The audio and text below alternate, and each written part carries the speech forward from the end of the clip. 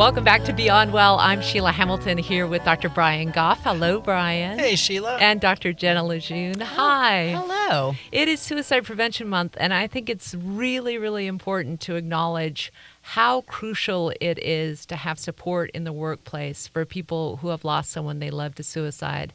You know, the suicide rate now in Oregon has increased almost 30% in just the last 10 years. And so more and more people are starting to know someone who has died by suicide.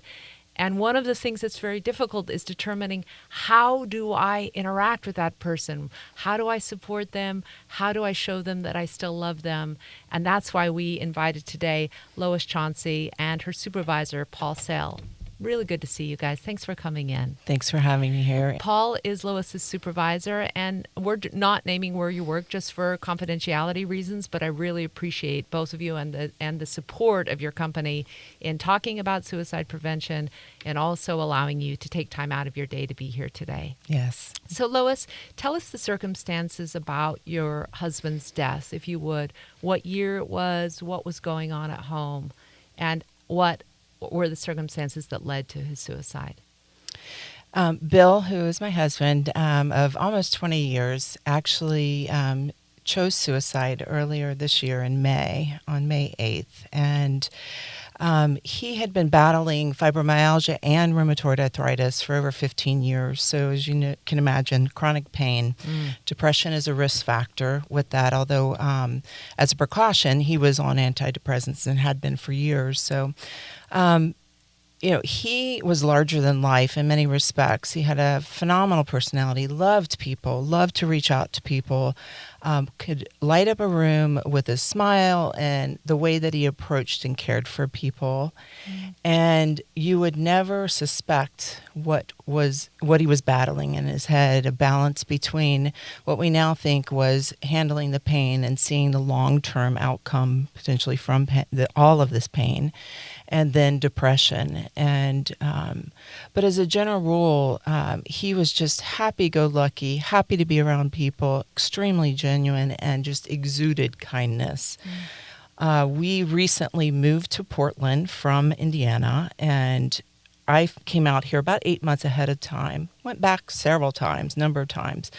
All was well, seemed fine. No indication that he was even contemplating this. And he came out in April and was excited to get a job offer, but I don't think he was really being realistic with himself in terms of the physical requirements of the job. And about a week into the role, he realized, gosh, this is really physical and I'm in excruciating pain. And maybe perhaps under the influence of pain meds to a degree,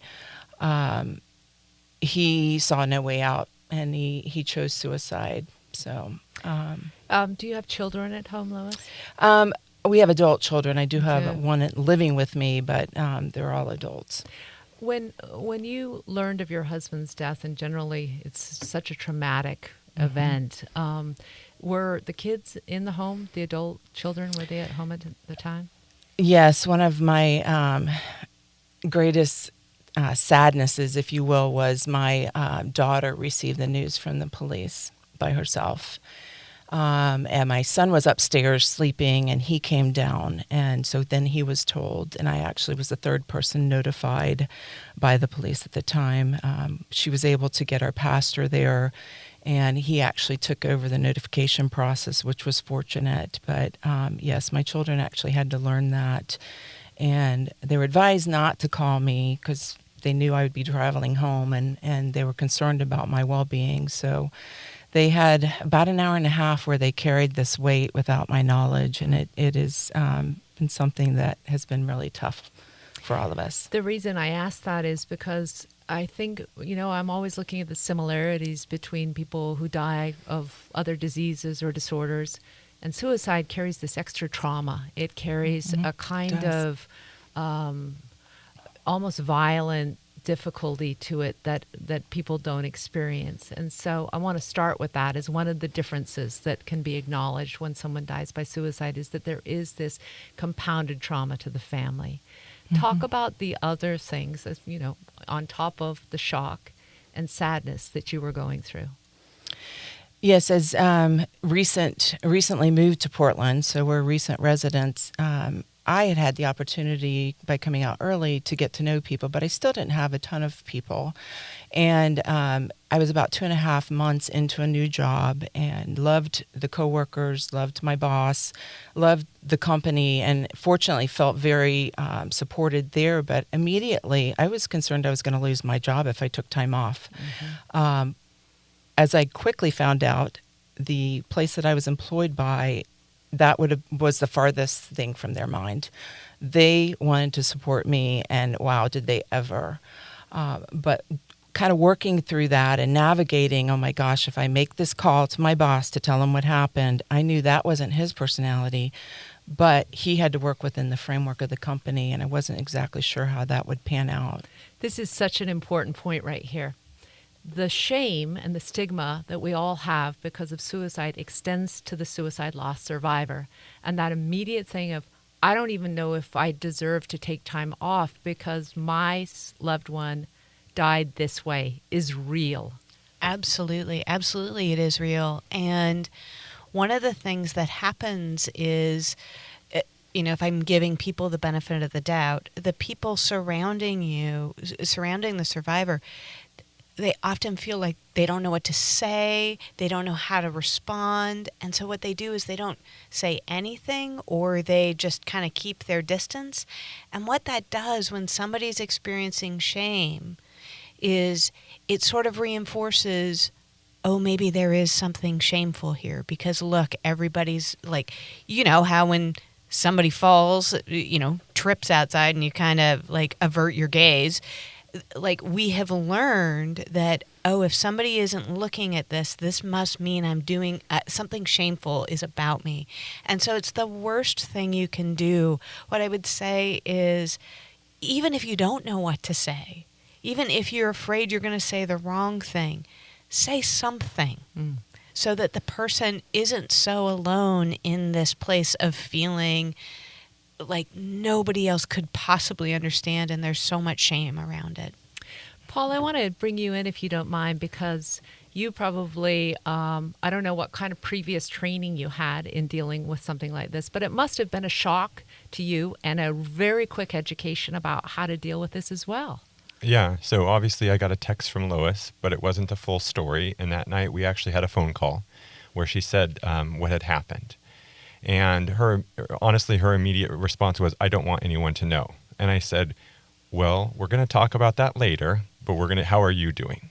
And I said, take care of yourself. I'm going to check up on you, but I also need the numbers from your family members, because I need to know who's taking care of you. But immediately all I said was, we're not going to solve this situation. How are you? And I'm sorry. And because we both share a common faith, and I knew that, I said, I will be praying for you. And I said, anything you need, we're here to support. Don't contact me about work. Just do what you need to do.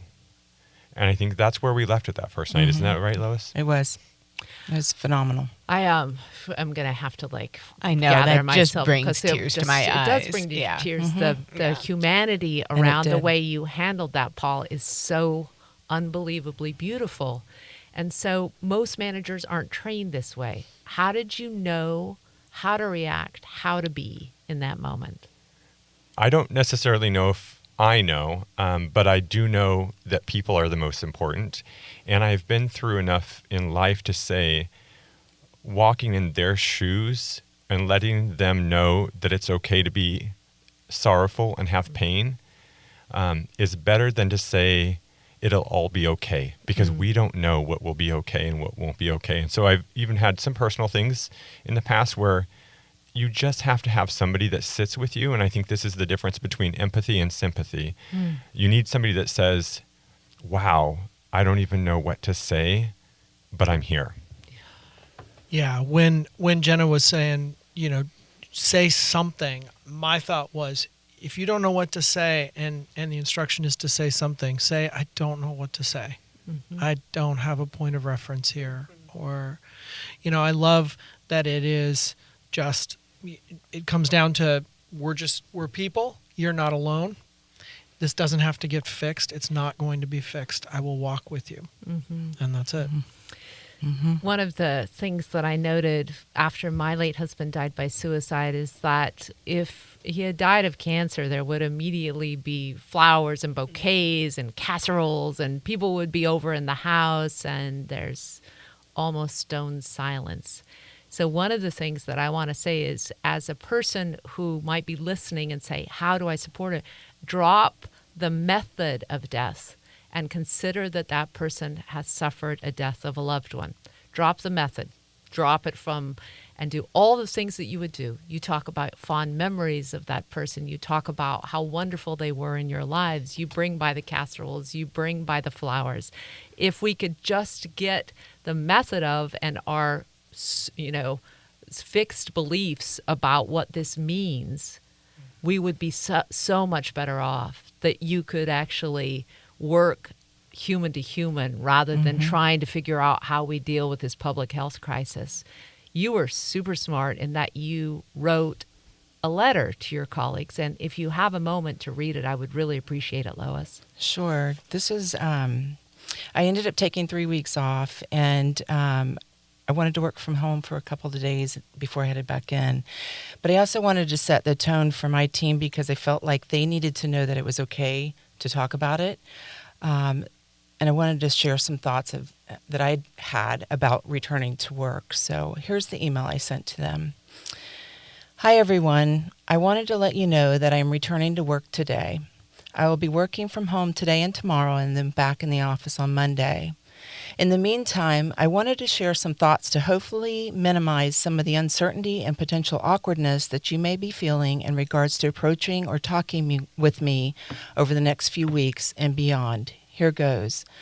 Number 1, I would not be back to work at all if it were not for you, your thoughts, prayers, support, notes, cards, flowers, text, attendance at the service, and the list goes on. Thank you for all that you have done to help me and my children get back on my feet. Don't withhold your feelings or emotions out of fear of hurting or impacting mine. The emotions surrounding death are tricky, and as a general rule, I want to hit them head on.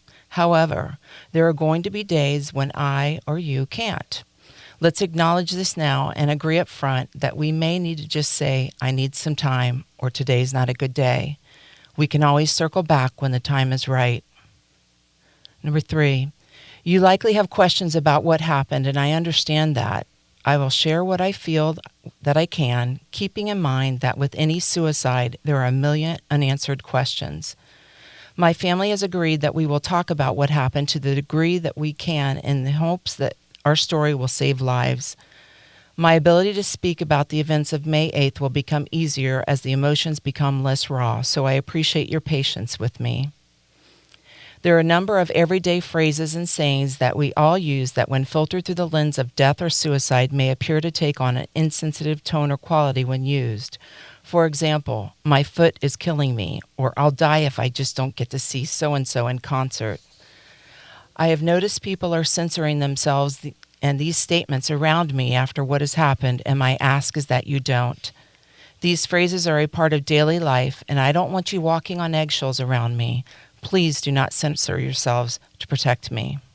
Number 5, please laugh. This is my number 1 ask. I know what a fun group you are, and I have missed you and the daily laughter that is the very fabric of our team. And finally, there could be tears, and I may need to excuse myself. Please don't take this personally, because it won't be because something you said or did. Thanks again for everything you have done for me and my family. I have witnessed what it means to be a part of a great work family over the past 3 weeks, and it is amazing. See you soon. Lois. Wow. That's so beautiful, Lois. And one of the things that I'm hearing from that letter is, please don't be too careful around me. Please don't kind of tiptoe around me. And that goes back to something that you said, Paul, that just really struck me. You responded with essentially like, it's okay not to be okay. Like this is just going to be this profound suffering, and there's nothing we're going to do to like fix that. And I think that message can give Lois this freedom to also tell other people, like, you don't have to be careful around me because it's okay if I'm not okay right now. And I just think that is so beautiful, just beautiful. Let me also say, I agree with what Jen is saying. Like, feel free to laugh, right? Like, because I'm struggling, it doesn't mean I'm fragile.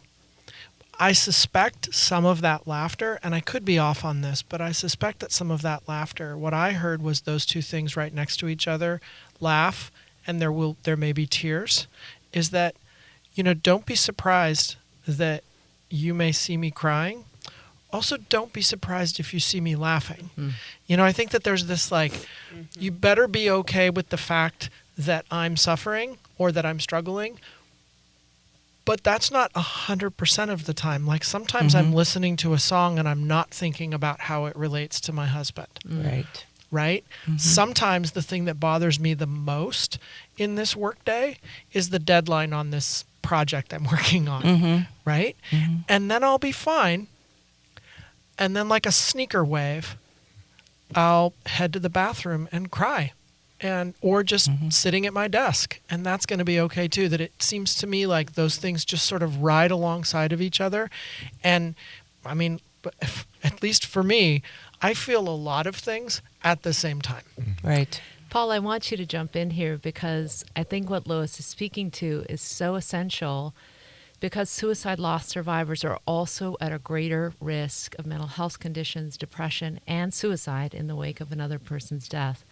So work as a means to getting back into the world is so crucial for people. How did you make sure to normalize it at the same time? Make sure to keep that tenderness afloat that you had on the first night that you spoke with her. Well, I think one of the things Lois and I talked a lot about was when she came back, we had to monitor it quite a bit. So if she came back and then she decided I came back too soon, we had a deal where she had to tell me that. It was also kind of built into our discussion about whether or not I told her team the reason for Bill's death, or the method of Bill's death. And we talked a lot about this, and I said, your team, once you come back, will support you. They want to support you. They want to show love to you, but they need to know a little bit more, because some days you're going to be angry. Some days you're going to be sad. Some days you're just going to be questioning. And I think one of the things we talked a lot about for work is work in itself wasn't the reason you're coming back. It's because it's part of who makes Lois healthy. Right. And it has to be part of that whole thought process. And we talked about this because she was worried about being behind on projects. And I said, some of these projects have been behind for 5 years. 1 extra month doesn't actually matter. So I think it's actually to the point is, we have to have those level of conversations and say, you're right. And you may not even be as effective as you want when you get back. You're probably going to be in a fog. So I think it was just actually calling it out and saying, I get it. So let's make sure that you're still you, and we figure this out together. So that's a longer term view of the person and even of the role. I'm so struck, especially by your company's willingness to acknowledge that employees don't check their personal lives at the door. We bring our whole person to work. We always have. And the idea that we could ignore what was going on in people's mental health or their personal lives is so archaic and so opposite of what creates a well-rounded, optimistic, and really hardworking employee. And productive. Right, exactly. I want you to speak a little bit to how the culture is changing for you and the willingness of your company to say, let's talk about this.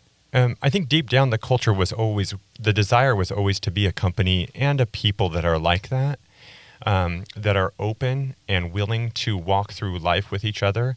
But I think we've always been afraid of, as employees, of opening up at work, which is only odd because we spend more time with these people than anybody in our lives. And you said something earlier, which is so true, is employees don't know how to respond to their coworkers, but they desperately want to. And so I think one of the things that's been good in our society lately, with this issue and other topics is we're finally saying, how can I help? Instead of I'm going to fix you, it's how can I help? Right. But we've been as a society, so focused on fixing things. And this is just one of those things that never is going to get fixed. That's exactly But right. we need to learn how to walk with each other. And I think we desperately want to as humans. We just didn't feel open at work to have that level of vulnerability. And I think that's what companies, and not just our company, are striving to see, that to link with their employees' hearts, you have to let them feel. No doubt. Lois, this is so recent a trauma. How are you doing? Good days and bad days. I suspect you know a lot about that. Yeah. A month after my husband died, my dad died suddenly. And so we were back in the throes of it. And I remember making that phone call to Paul, and I'm like, I'm probably just so fired at this point, but I've got to go, because there was a window that I might get to see him before he passed.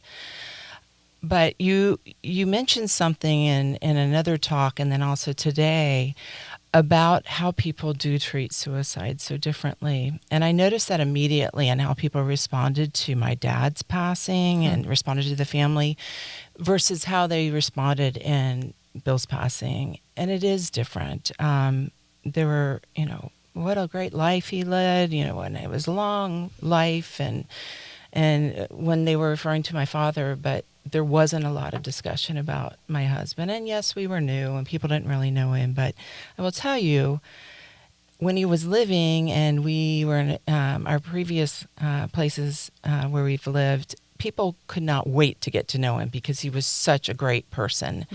But we don't see that here. And it can be, that's something that can help to isolate people and family members of suicide, that people are hesitant to talk about because they're afraid they're going to upset, or they're not really sure what to say. And, as Paul said, it's okay to be not okay and just say something.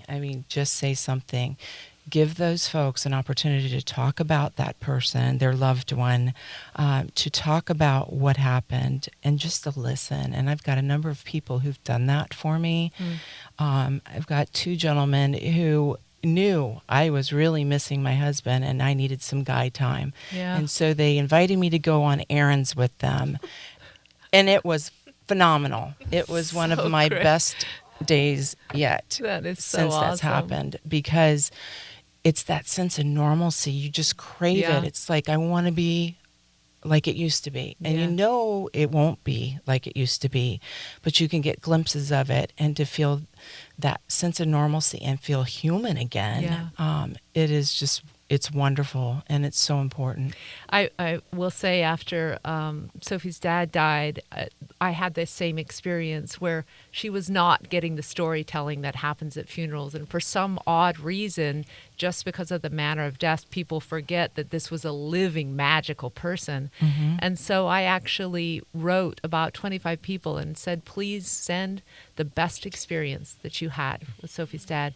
It's one of my most memorable things, is Sophie going through those letters and reading these memories that people that's so didn't great. share at a funeral, and they didn't tell her because they didn't know whether they would upset her.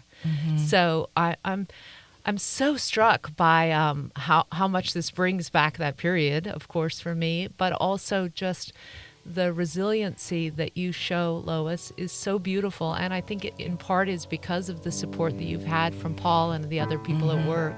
Thank you. And your pastor who's sitting there. Hopefully we'll get you in to talk about how we can deal with this in religious life as well. Thanks again, all of you, for coming in today. And I wish you the very, very best, Lois. Thank you. Thank you. Thank you so much. Yeah, thank you.